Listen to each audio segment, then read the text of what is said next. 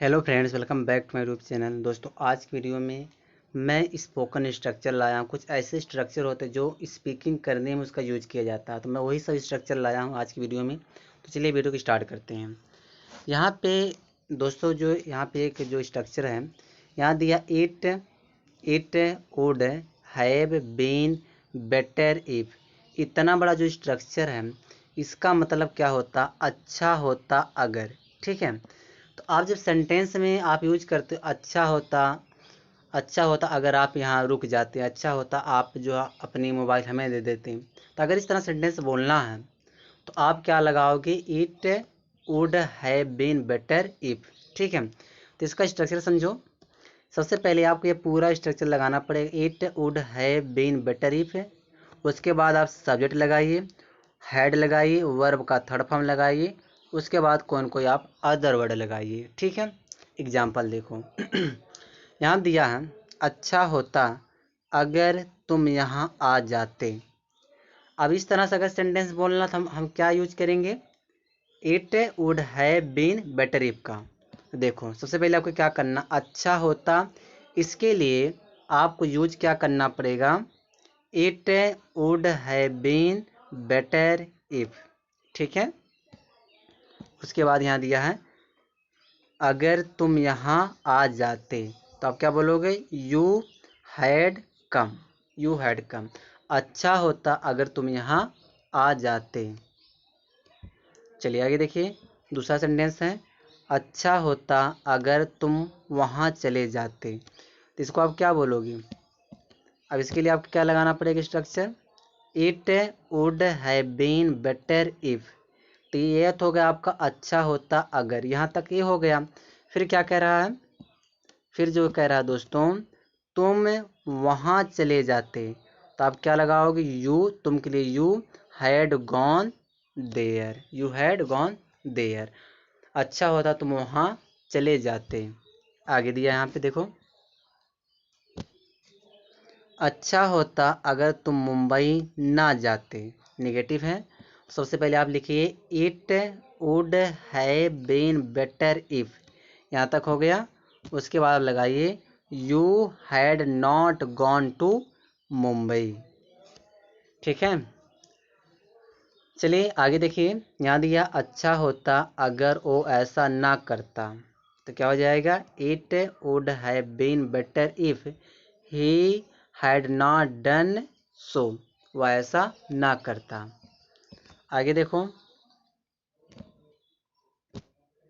अच्छा होता अगर आप अंग्रेजी बोलते। If would have been better if. It would have been better if you had spoken English. तुम अंग्रेजी बोलते।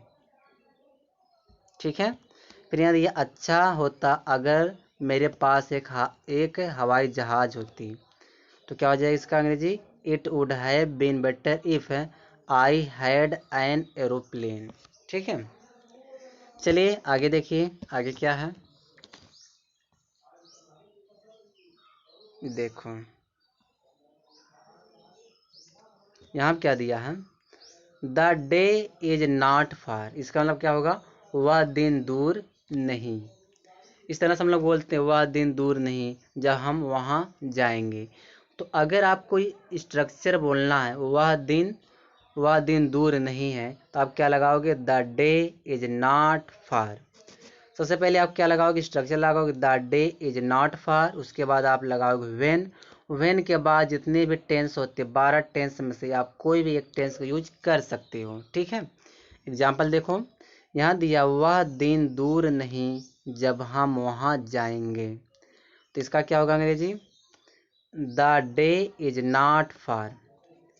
तो यह हो गया, वह दिन दूर नहीं। अब जब के लिए आप क्या लगा रहे हो? वेन माने हो गया जब। हम वहाँ जाएंगे, वी विल गो देयर। ठीक है, यहाँ दिया, वह दिन दूर नहीं जब हमारी शादी होगी। यह क्या हो जाएगा? The day is not far when we will get married. ठीक है, आगे यहाँ दिया है,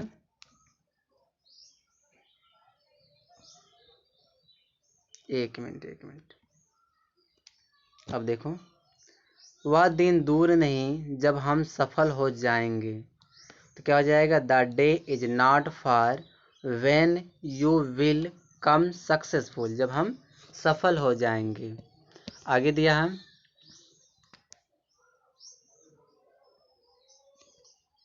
देखो, वह दिन दूर नहीं जब मैं एक एक्टर बनूंगा।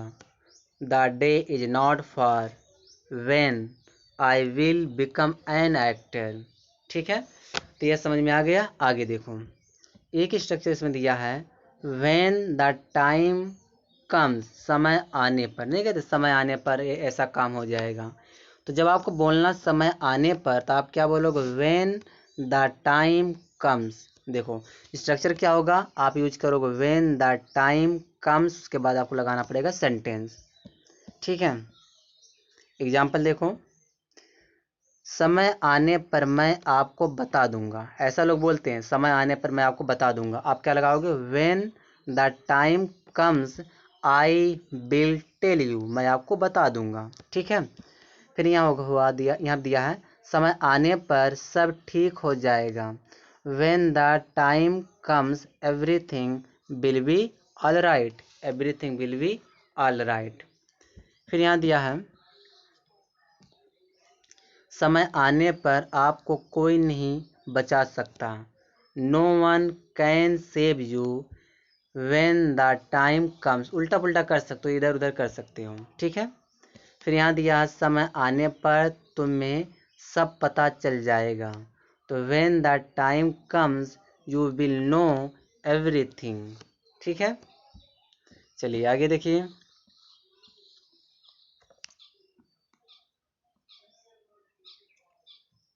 देखो क्या कह रहा है, थॉटफुली, इसका मतलब होता है सोच समझ कर। थॉटफुली मतलब क्या होता है, सोच समझ कर।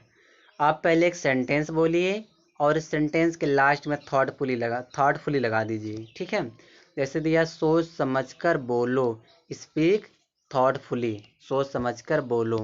फिर आगे यहाँ दिया है, सोच समझकर मुझसे बात करो, talk to me thoughtfully, talk to me thoughtfully, सोच समझकर मुझसे बात करो। फिर यहाँ दिया, सोच समझकर सवाल हल करो, सॉल्व द क्वेश्चन थॉटफुली। फिर यहाँ दिया, सोच समझकर मुझे जवाब दो, आंसर मी थॉटफुली हो जाएगा। फिर यहाँ दिया आगे, मैंने ये सब सोच समझकर किया है, प्रेजेंट परफेक्ट टेंस है। I have done this all thoughtfully, आपको वहाँ सोच समझकर जाना चाहिए, तो you should go there thoughtfully. ठीक है, समझ में आ गया। तो आप ये सारे स्ट्रक्चर आप नोट डाउन करिए और स्पोकन आप बोलिए, और चैनल पर नए सब्सक्राइब कर लो। अगर चाहते हो कि ऐसा स्ट्रक्चर और भी चाहते हो तो कमेंट बॉक्स में कमेंट करो।